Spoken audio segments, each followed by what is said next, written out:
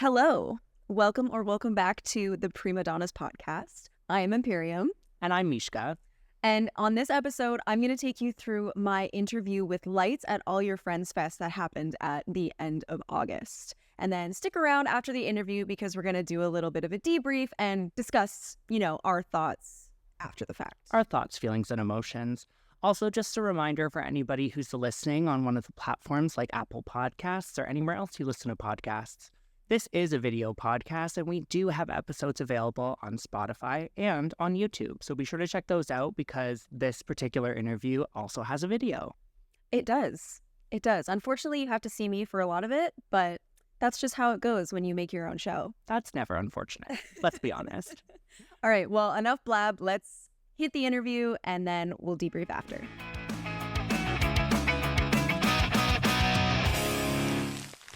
Cheers. Cheers. Okay. Well, I can't start without mentioning the dramatic hair change. I saw this isn't me. This is the damage talking. It is dramatic. Yeah, I know. It was a really big deal. We have so many memories attached to our hair and so much of our identity attached to our hair, especially as women. We associate beauty with long hair. I just hated that I was so connected to it in that way. I think a lot of girls go through this. But I knew I wanted to do it with the release of new music. I was in panic mode leading up to it, but when it was actually done, it felt amazing. I shot a one-take video cutting it off. I did see that, and I was like, wait, is that a wig? A lot of people thought that, and I have prepared some content to show otherwise, but it is indeed my real hair.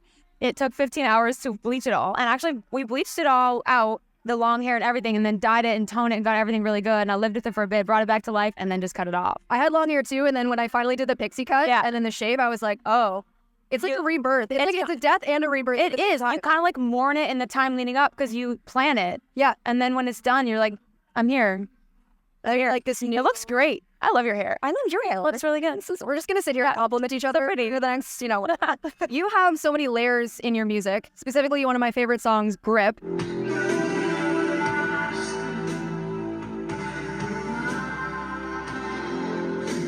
Oh, yeah. As a producer, how do you know when to add or subtract elements when producing a song? I think you just have to trust your instinct with what you know is good and what elements are doing what. I think eventually I start to visualize music in almost like a landscape. The bass tones should take the bottom. There's percussive and vocal elements that should take the top. The snare should kind of bridge both. And you have pads that should go in between. You start to really visualize it. It helps build out the soundscape of the song you're trying to create. That's part of the exciting part about producing and making music. There's one thing to create a song and melodies that are cool, and there's another thing to convey the energy and the mood that those lyrics are trying to make you feel.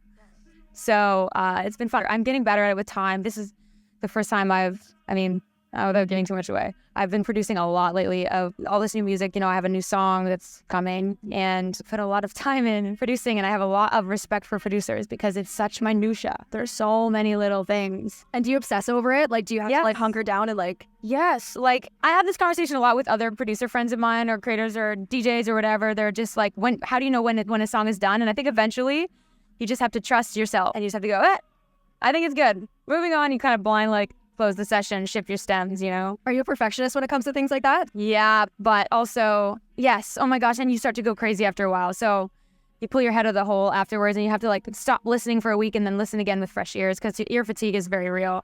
I think with anything, just with any level of experience, with time and expertise, you learn when to call it and when to just be it's good enough and trust yourself. And you have this caliber already and the standard that you set for yourself, which is probably higher than a lot of other people. So when you say it's good, it's fucking great. Well, that's nice. I'd like to hope, but yeah. I know my brand and my sound at this point. I don't know what it would be like if I produced someone else's music. I don't know what they're looking for in a final product, but I know at this stage what I'm looking for. So it's easy to call it. You do a lot of collaborations though. Yeah. Do you approach them differently than you would your own music? With collaborations, it's interesting because I tend to step back with production. I don't do a lot with production or even typically a collab with me goes someone sends me music and I just write vocals on it. Then I can do my vocal production. I always send over my finished vocal. I go, here it is. I do all the editing. I do all the vocal production and then send it over, and they can do what they want with that. And that's what a collaboration is like for me. Whereas with someone like, I just put out a song with Lynn Gunn from Paris. Oh, I know. If I wouldn't know that. And that was a bit more like talking about kind of arrangement and stuff. She did produce that whole track and she did send it to me. I wrote some vocals. I sent it back to her. She sent some stuff back. We kind of went back and forth on it. So that was a bit more collaborative in terms of the layout of the song, but she did produce that whole track, and I didn't throw anything in. I was like, I can add some synths, but I didn't need to. She's so good. Yeah, and I'm so happy with this song. And when you do collaborate on things like that, like things come out that you wouldn't expect. Like she's like, oh my gosh, I would never have thought of going to the major because the song is a minor song, but if you put a major melody over it, suddenly it's something new. She was like stoked on that, and that's the beauty of collaboration. It's like, oh my gosh, you did something I wouldn't have thought of. One of the other things that I really love about you is that you create like a compelling visual experience with your music videos, you know, from building your own vending machine to learning a sword choreography. Like, what's the hardest skill that you had to learn to pull your ideas off? That's so funny. I think actually one of the, in my video for Real Thing on the last record, it was a song with Elohim. I wanted to longboard. So I was like, this can't be that hard. I'll just get a longboard and ride around. And it was so hard. Really? I snowboard and I used to skateboard, but doing that and performing and going to camera and not going too fast, I'm just like, damn, this is kind of hard. But I think I pulled it off. I had to really practice and put my time into it. I like learning these stuff to challenge myself for those things. Like for a video, I'll do something maybe people haven't seen before. Well, it makes you a better artist too. It makes you kind of like well-rounded. Yeah, you're right. Exactly, yeah. One of the other things that I love about you is that you're a gamer girl. Hey guys, I'm Light. Yeah, what do you play? I am a big Final Fantasy VII. Oh my gosh. Yeah, okay. I saw your Tifa Lockhart cosplay. Yeah. And she's my favorite. No way. This is a little thing. No, and got to the shoe Japan. I was just in Japan and I loved those things. They're so addicting. They're so addicting. Yeah. I knew I was going to come here for a year and a half, and then finally last minute, I'm like, I'm doing a Tifa Lockhart cosplay. It was like days before I started bleaching it. So it was down to the freaking wire with it. But this is so good. Oh my god. Thank you. I love it. Of course. Oh my gosh, she's going to be with us for the rest of this. I have 2 Final Fantasy tattoos on my sternum and then on my back. Well, you did WoW forever, so you're played WoW forever. We actually have been talking about that a lot. Like some of my best memories of gaming, some of my like most forming experiences as an adolescent person were playing World of Warcraft. Like I started playing in Burning Crusade, which was the first expansion. Did you ever play World of Warcraft? I was never a WoW girly. I was more of like a console. Yeah, sure. Yeah. I mean, once I started touring and everything, the internet just got bad at hotels and I couldn't commit to raid times and stuff. So I did fall off, but it was some of the best days of my life. Do you still have your Death Knight, your level 80? I do, but weirdly, it got like hacked and I lost everything on it, and I did restart a new character, and honestly, I'm not gonna lie, I'm still paying the subscription fees after all these years, and I always tell myself every month, I'm like, I'll get back on. No, it's just haven't. But I do like the more bite-sized stuff now. Like last games I played were like the new Diablo or God of War. I love God of War 3. Did you do Baldur's Gate at all? I didn't play Baldur's Gate yet. I want to. That's on the list for sure. Yeah, I tried Elden Ring. It was a complete show. You have to be in a mood for Elden Ring. This will say a lot about me as a gamer. I didn't even get past the first boss. I was like, no, I'm an RPer, man. I'm not here for the challenge. I'm here to enjoy the experience. All right? Yeah, exactly. A glass of wine and a little questing. I came here to relax. Yeah. And you guys are ruining my relaxing. What is this? No. So when can we expect the new song? It's very soonish. I want to just continue teasing until people go crazy, maybe. I don't know. I'm trying a new thing. I've seen a lot of different eras of this industry, right? I've been doing it for a while, and there were times when you drop a song on MySpace, and there's times when you do this, and then there was like, okay, we're going to announce a song. Here's a pre-save link. Here's your release date. Here's a tour. Here's when the album comes out. It's just different now, and what I want to do is just tease these moments and create these like memories with the song before I'm going to reveal the rest of it. Everyone's attention is so short now. So if you give it all right away, it's going to be gone. The momentum in a month. So in less than a month, it'll be gone. So how do you find a way to create longevity with one song in 2024? Well, you have to spread it out. And I'm trying that. And there's some people who are mad about that. It's fine. You're going to have to wait. What you got to do. Yeah, you're going to see. As well as an artist, you also have to be a content creator. 100%. I spend so much time making content. Like even just putting videos on all the platforms and then adding the captions to the lyrics, like that takes time. Just everything about content creation takes time and vision, and it's a new thing that maybe didn't always exist being an artist. So the demand for socials is changing every year, and that the type of socials people demand is changing, and being able to roll with that and understand what's going on with that while staying in the undercurrent of what's cool with music and saying, discovering new music and finding what's inspiring you and what kind of music you want to start making, so that you don't get caught up only in socials, because you have to remember you have to make music too. Yeah. So it is like a balance all the time in this industry, but it can be fun if you enjoy it. You do it really well, and you're one of my favorites, as I'm sure many people here at the festival. Instagram actually just updated so that you can have like a I just honest, and that's the first thing I said. It's like MySpace. Yeah, what are you putting on? Obviously the one I mean, you have to. in my shameless health promotion. If I didn't have to, I have a couple favorite songs. One of them is Boys of Summer by Don Henley, one of my favorite songs, and the other one is Coconut Kiss by Nicki and the Dove. That's like my song. I love that song. So it would probably be one of those. I would alternate them depending on my mood, because one's kind of like, and then one's kind of like this, and that's the MO of Light's music. Yeah, and they're very different. Yeah, exactly. Thank you so much. Thank you, and thank you. Yeah, awesome. I appreciate you taking the time. Oh, what did I do? Her stand. Oh no. What? Let's see. I have options for display. I love it. She's going in my display case. I shit you not. Thank you. In the best.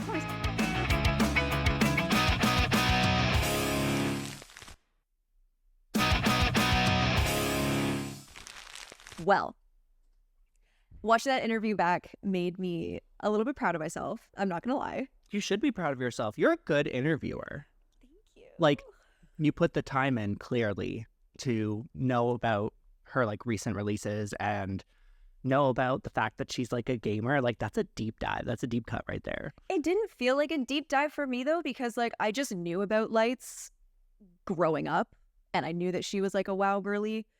So it didn't feel like I had to do that much research, but it was funny because she was one of like the last people that confirmed an interview with me like a day before the festival. Oh, okay. So I had done all my research for the other bands that I wanted to do, and then I got an email saying like, oh yeah, Lights has confirmed an interview with you. And I was like, Shit. okay, quick. Refresh all my knowledge. Yeah. But it was really fun talking to her. I feel like we have a lot in common. So it was easy to connect. And obviously I like the music that she's been producing and putting out. So it felt really easy, but it was nice to have her kind of start the interview cycle, because it eased me into it a lot nicer than someone be like, who the fuck are you? Or something, you know? Right. Yeah.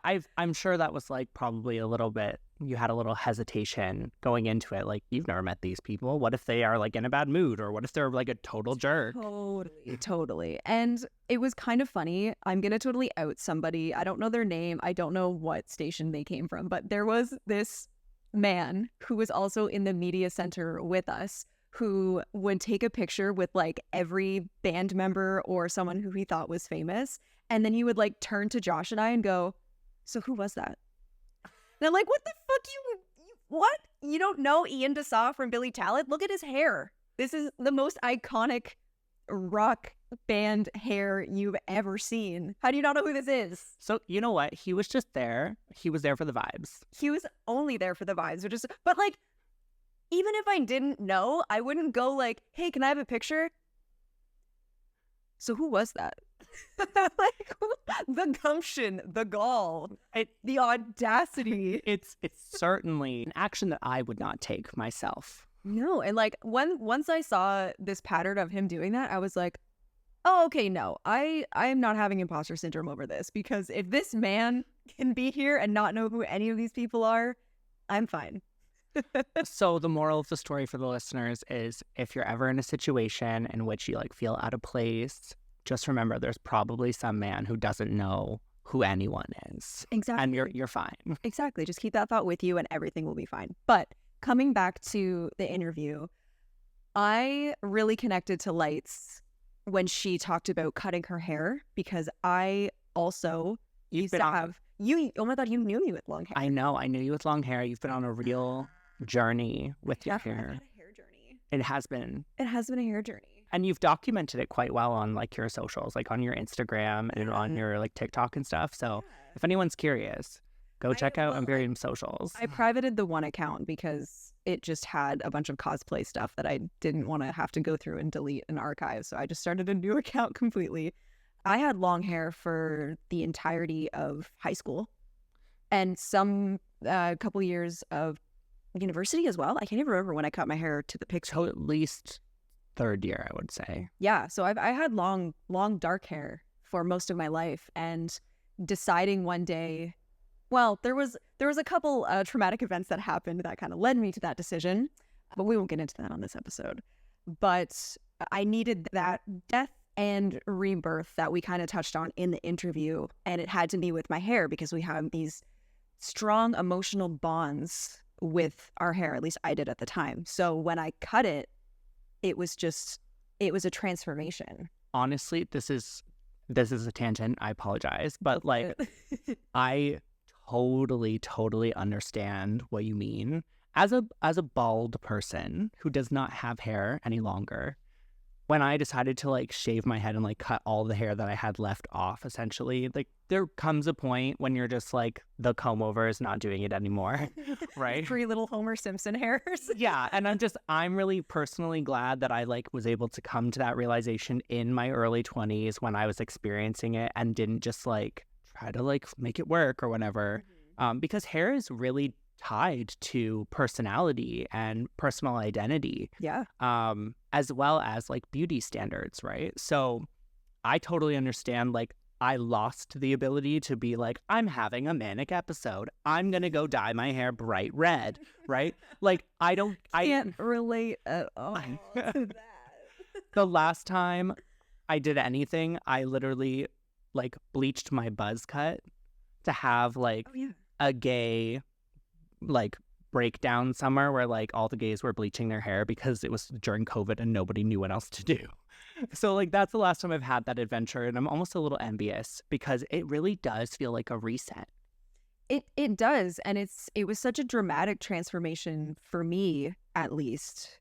And at that time, you kind of just have this thought in your head, like, fuck it, I don't care anymore. I need something that I have control over to Right. start. It was the control It's a factor for control me. thing. Yeah. Yeah. But then when that happened, it was like, oh, I am never going back to long hair again.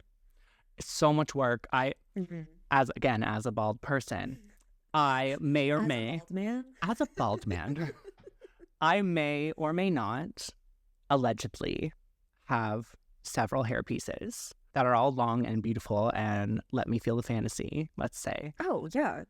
But I'll be honest with you, any more than 20 minutes and I'm like, get this shit off of me. Like, it's so hot and so hard to like, oh, you just spent 45 minutes doing your hair. Don't move. Don't move. Don't go outside. No. Heaven forbid there's a breeze or it's humid. Coming from the cosplay thing once again, like being in a costume all day, You're in drag. eating like or drag, same kind of thing. Yeah. Yeah, I just the sweatiness, you just want to take it off. Everything hurts, and you're just like, I need to be pretty for these pictures. Why? And of course, with like cosplay, Mhm. the characters are always wearing like a skin type, like lycra bodysuit or like with a giant leather- weapon with a giant weapon to Yeah, carry giant around. hair, It's big shoes. the character designs were not thought of in advance of people potentially dressing up as them for an extended period of time. Or they were, and they're like, good luck, fucker. On that same kind of vein, like the World of Warcraft characters, Mhm. that like it has like a level 80 Death Knight. Okay, I'm not familiar with where the I'm not Warcraft super is. familiar with it much. either. I wasn't a WoW girly, but just hearing that like makes my heart happy. I love it when like my favorite artists play video games. It kind of brings this like connection because like when you play a good game, and music is so important in games to me. Yeah, Like 100%. I just wonder how or if it ever inspires songs or ways that they can incorporate that kind of thing in their songs. It's just like a whole another creative process that I would honestly know nothing about, but I appreciate so much. I totally agree with you in the sense that like I could definitely see how music artists who play video games could be inspired by the games they play, especially if they're playing like a narrative driven first person or like even third person just role playing game where they get to like become someone else. Yeah. We also know that like narratives in music are a very common thing. And so having those narrative inspirations to kind of draw on definitely probably gives them a little bit bigger of a scope for like the content or themes in their work. Yeah. Yeah. I don't know why I always just, whenever I hear that fact about an artist that I like, I'm like, okay, yeah, I see you. right? I see you. It does give that like sense of like, oh, I've played a game that this artist I like has been playing and they say they really like. We've had similar experiences. Whereas like, reading into the lyrics in someone's song, you really have no idea what the song is about truly, unless they make it extremely obvious. Yeah. Right? You're kind of just like putting your own experience into whatever the words that you're hearing. Exactly. So you can connect with their music on like an emotional level, perhaps like an empathetic level, whatnot. But without that kind of connection of like, oh, we've had that shared experience, there's like that missing a little bit in Yeah. I don't know. It's all about like relatability and just remembering that people are people, but they have the same interests as you, which is really cool. And seeing Lights cosplay as Tifa Lockhart, my jaw literally hit the floor because I wasn't expecting it. And I'm just like, scrolling on the news feed as you will, and it popped up and I'm like, she's perfect. She's so perfect. And cosplay was really good too. I know. And like I had that little Tifa from Japan, but I also have a bigger Tifa statue that I got from UK ages ago. I shouldn't have taken it out of the box because I've ruined it since, but it's fine. It doesn't matter. She's not collectible anymore. She's non-collectible anymore. No, she is not. But getting to give that to her and like seeing the joy in her face, I was like, this is nice. She definitely didn't expect it. No. And it was like last minute decision for me too, because I didn't expect it either. I was just kind of like getting ready for the festival and I was looking at all my shit and I was like, wait a minute, that would actually be really cute to give to her as like a little, I see you. Yeah. I see you moment. Yeah. A little moment. And then she said she was going to put it in her, like, she has like a display case or something like that. Okay. Speaking, let's pivot a little bit because you guys talked about music production like quite a lot actually. Yeah. Because she's just so knowledgeable. Obviously, like being an artist that makes everything. So, well, yeah, and you have experience like kind of in a similar vein with that kind of stuff. Yeah, you like dabbled. Music production is not easy. It is extremely iterative. Wait, what? Iterative. That's a good word. Thank you. Yeah, you're welcome. But yeah, no, it's extremely iterative in the sense that like, if I'm working on a track, I will listen to that track over the course of the editing period well over hundreds of times on different headphones, on different speakers, to ensure that like it sounds correct. It sounds the way that you want your art to be presented.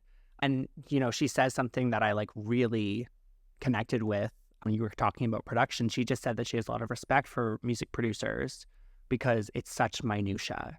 And she's entirely right. She's entirely right. As soon as I heard that, I was like, oh, this girl knows. She knows. Yeah, it's all like the little steps that make the entire picture. And as a consumer of music, if you don't know that, like if you're not as involved or as educated or as skilled in that field specifically, which I would argue most people aren't, you don't think about that at all. Yeah. Right? Like listening to a new album or a new single that an artist released, I don't think about the fact that they probably spent like upwards of a month doing recording and editing just to like make it to what it is now. And then even then, maybe it's not successful. I watched a video of Deadmau5 like breaking down making a song, and I was just like, oh my God. Like there's so many layers that you don't necessarily pick up unless you're like trained or unless you like know what to look for. Yeah, like I'm sure you can listen to a song and because you were a drummer in the past, you can imagine the drumming rhythm and like which drums or cymbals or hi-hats or what have you they're using actively. But the actual like way that it was produced and how many times they had to record and how many times did they have to say like, hey, I'm sorry, those hats they need to be a little bit more. Do you know what I mean? Well, I get it sometimes even just recording content. Like I'll record something and I'll be like, hi. No, I fucking hate it. Delete.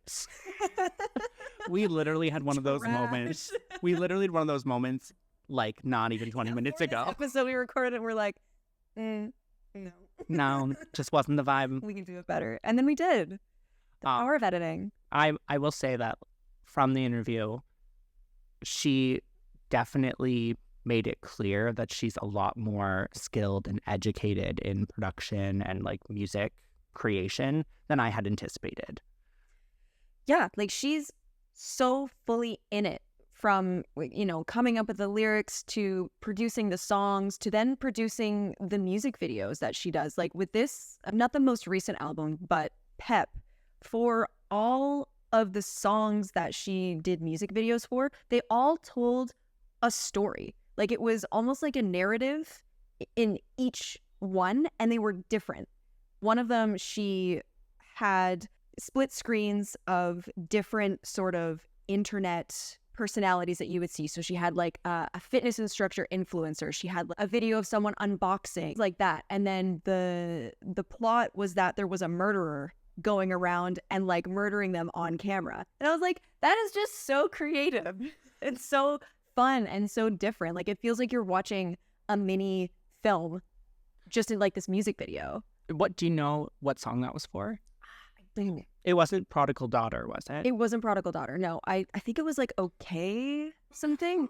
But and then in the other one, she had like a vending machine with like these little food items that she made like packaging for. Oh, like the chocolate bars and stuff. Yeah. Everything is just so detail oriented, and it just speaks volumes to me as an artist, because I pick up on these things and I'm like, wow, like you had to actually go through, think about that, and then put the step forward to then execute it. And it's just like putting all of these different mediums together. I was just like, Honestly, some of the B-roll in the interview was really good. Props to the editor on that one. yeah, shout out Ivan. Thanks, Ivan. We love you. Thank you, Ivan. But some of the B-roll there where it showcased her like building the like packaging and stuff for the chocolate bars. When I saw that, it immediately made me think of you. Because I just build random shit. Well, no, because I know that like for the various projects you're doing and stuff, you'll make your own props for like if you're doing a promo for a new product or something like that, or if you're like putting on a new shirt or the Christmas ornaments and stuff. Like you go the extra mile to like theme it and make it look cohesive. So I've literally watched you do shit like that. Or when we did that Halloween shoot for the D-Ant word, but we made the backdrop. Speaking of which, for everybody listening, that is going to be dropping close to Halloween. I found it and I did a re-edit, and I'm really happy with it. Oh, yeah, okay. It's pretty fun. That's interesting. So exciting. Look out for that. Canceled, though. Oh, are they canceled? I don't know the details. Allegedly, but I feel like there were some not great things circulating. Yeah. I remember making that backdrop though. That was fun. That was fun. Like doing the weird makeup and like doing the weird poses and stuff. Yeah. Yeah, I think love a good Halloween thing. I also really love Halloween. Also, you made all of like my album recreations basically, besides the Bad Omens one. Yes. Yeah. Yes. Which we did. We did Enema of the State. Right. And then we did Suicide Season. That fucking glove. That blue fucking glove. Yeah, for anyone who has seen it, well, obviously you've seen like the Enema of the State album cover, you're picturing it right now. We had a black glove. We could not find fucking blue gloves in the midst. It wasn't even in the pandemic, but it was like tail end of it. Couldn't find blue gloves, only black gloves. So I was like, listen, Mishka, if you can make this glove blue, you have to make this glove blue or we can't post this. Yeah, it was like a do or die situation. And I definitely, my background's in photography, and I will pat myself on the back and say, I will also pat you on the back. I am a Photoshop wizard. Yeah. Try me. I have fully removed ex-boyfriends from family photos. Like, non-existent, wasn't there. It was fun and challenging. The one with the guts.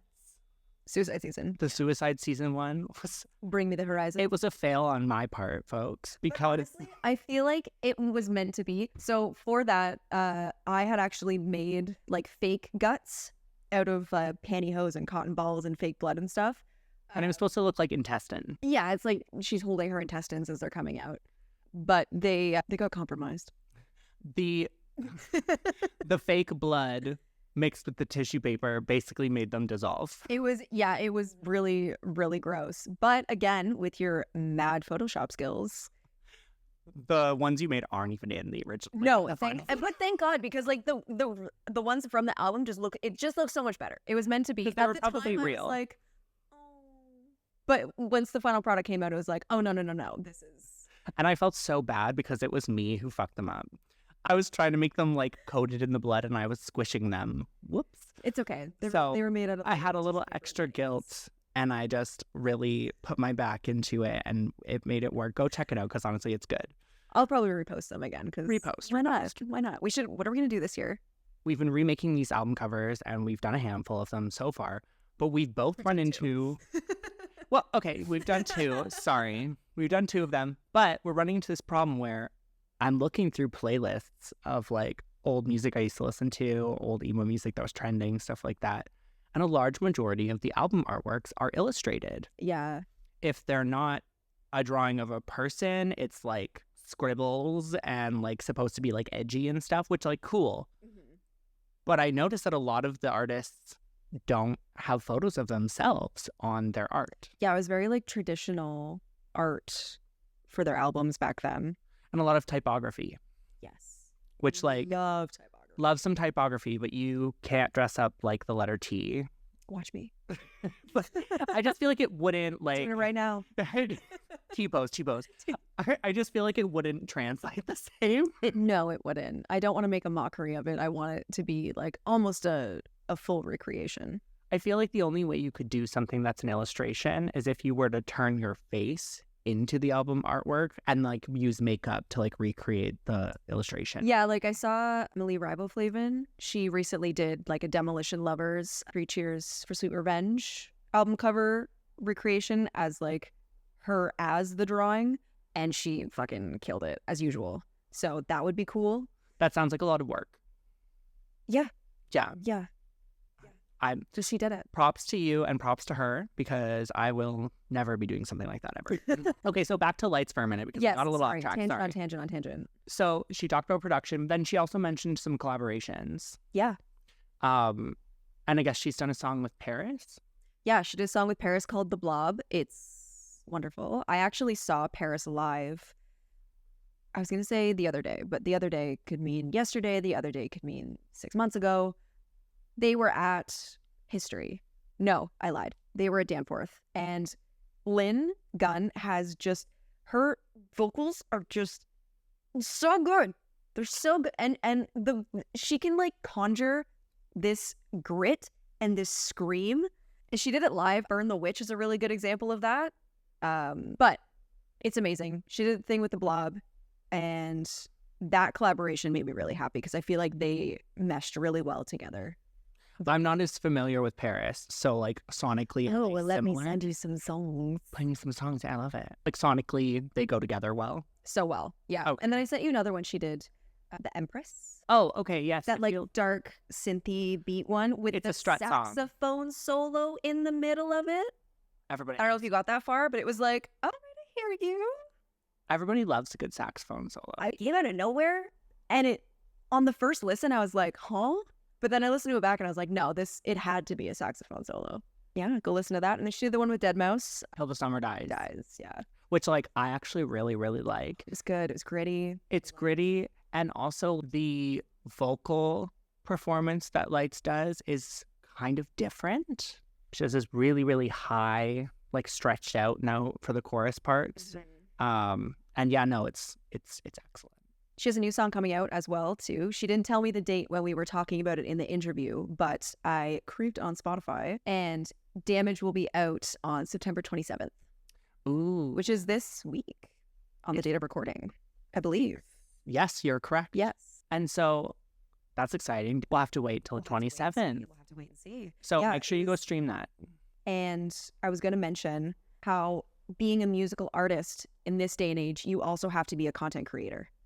Like there's honestly no other better way to promote yourself than through social media, because social media is free unless you pay for promotions. See, But you have to be both. Now this TikTok that was like, can you imagine Tom York coming on TikTok and being like, I wrote the song of the summer. That was a terrible impression. You know what I mean? You know what I mean? You know what I mean? oh my God. Tom York is a guy from Radiohead, by the way. Okay, thank you. Yeah. I saw the look and I was like, yeah. Yeah. Honestly, I have a small bone to pick with that because not with the guy from Radiohead. I was like, what did Tom do to you? No. I agree with you. It's apparent that in today's social media oriented world, like if you're going to be an artist of any kind, you absolutely need to have a social media presence to promote your work. And the reason I'm a little pissed off about this is because there are still artists trapped in horrible, horrible record deals that are being basically like prevented from releasing music. The company and, you know, label will give you money to produce your video. They'll give you money to like record and write your songs and all that stuff. Great. But you still have to be a social media mogul as well. Yeah, they don't help you with that. And it's They like, just expect you to where's know the it as PR well. team? Where's the PR team? Make them do it, right? I feel like obviously celebrities that are like a certain caliber, like I'm certain Taylor Swift does not control her own social media because she probably just doesn't fucking care. It's probably way too negative. Well, and also she doesn't need to. Right. She could she just hire just- someone too. No, but like she doesn't need to have a social media presence That actually is because true. like, everybody's talking about her. Right. But like, you see what I'm saying? But I can't help but feel a little bit like disappointed for those artists in the sense that like, fuck, you really have to do all the things. All the hats, you have to wear all of them. And like, I'm not gonna sit here and be like, making content is so hard because it's not, but it is time consuming and it does require a bunch of skills and research and kind of knowledge of the social media landscape. And for some musical artists, they're disconnected from that. So it's like, okay, you might have the song of the summer, but can you promote it? Right. Can you market it properly? If nobody hears it, how can they make it the best song of the summer? You know what I mean? So Yeah. you're forced into this fucking capitalist hellscape. Well, and it's almost like for a lot of musical artists, especially up and coming artists, Mhm. being signed to a label is something to aspire to because So it's not everything. well, it's not everything, but it holds the potential to give you more funding to create your art, which if you're just starting out as a musical artist or something like that, that's kind of a big deal. Like studio time costs money, Yeah. right? So someone being able to like stand behind you and behind your work and like put the capital there that's needed, definitely something to aspire to. But I think like so many artists over the years have just been like raw dogged. Yeah. to put it that way. Yeah. To put it bluntly, raw dogged, right? So like, I don't know, as an outsider from that world looking in, it feels counterintuitive to a degree, especially if you're going to be doing it all yourself anyways.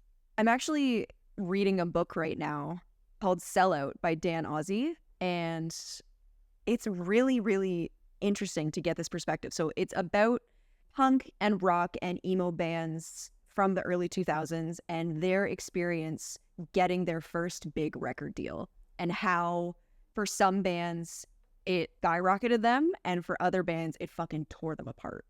Tore them apart, you know, they don't get the promotion that they would expect while being signed to a label. Or they make something that wasn't like their old stuff and it flops. So it's really interesting. Highly recommend. I also recommend Where Are Your Boys Tonight? Chris Payne. I have found that I like music books. And I know that sounds like a stupid, obvious thing to say, but I used to read a lot as a teenager and then I kind of fell off in adulthood because it was like, I don't know. effort. It's not Effort even and just- time. It's not even just effort. I think it was just like with world building with books, you kind of have to be in a certain mindset to like dive into something that has a lot of fiction for me anyway. But for this stuff, it's like, oh, this is about bands that I listen to.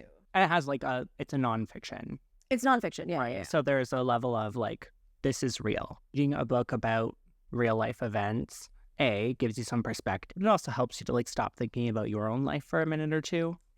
So I can see why it'd be helpful before bed. Yeah. And it's like a research aspect too, without having to like Google these things. You know, you get a little bits and pieces of insight from that world to help you kind of figure out where everything kind of started and what were the chain reaction events that led to certain things. So I find that really interesting. There's also like a lot of misinformation online. So That's true. getting to hear facts from people who have interviewed these people or from the people themselves. This episode is sponsored by books and reading. Because reading is what?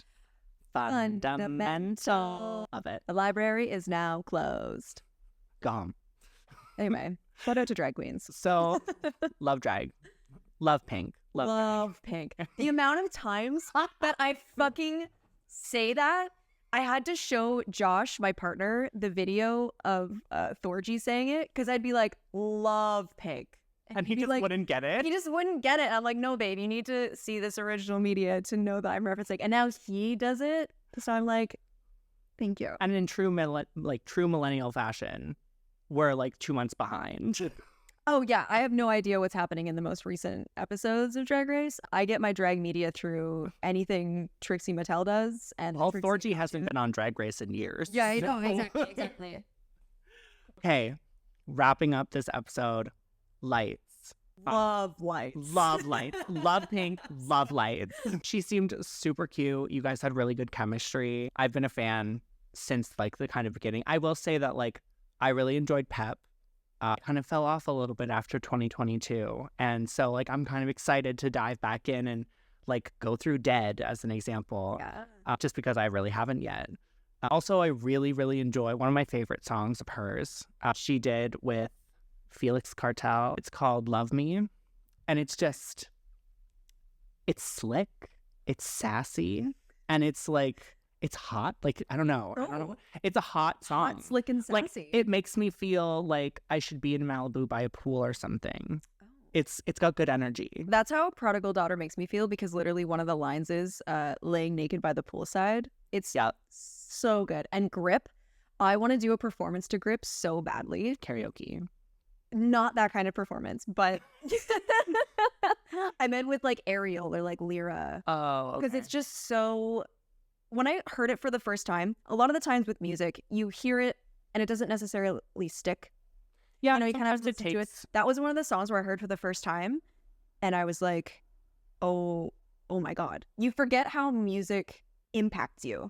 It's like the first time where I heard Sleep Token, those are one of those bands that just like hit me in the face like a semi-truck in a good way. Yeah, and like music has such a way of cementing a memory, especially if it's like a situation where like the first time you encounter Yeah. a new kind of media or a new genre or something, it can really like leave an impact on you. Yeah. So I think Lights is a revolutionary Canadian artist. She should be very proud of herself. Snaps for life. Snaps for Lights. She deserves her flowers. Absolutely. I guess we're just looking forward to new projects. Everybody make sure you check out Damaged on the 27th of September, coming up really soon. And yeah, thank you, Imperium, for sharing this interview with us. Of course. I have more interviews to share with you at a later date. I have one from All American Rejects. I have one from Fifi Dobson. So stay tuned for those. Friendly reminder, everybody, you can check out our video episodes on YouTube and Spotify. Additionally, we're going to be having another episode coming out really soon where we talk about 143, Katy Perry's new album. Ugh, I have thoughts. Oh, trust me, I have thoughts and feelings too. Okay. Thank you so much, and we'll see you next time. Thank you. Bye. Bye.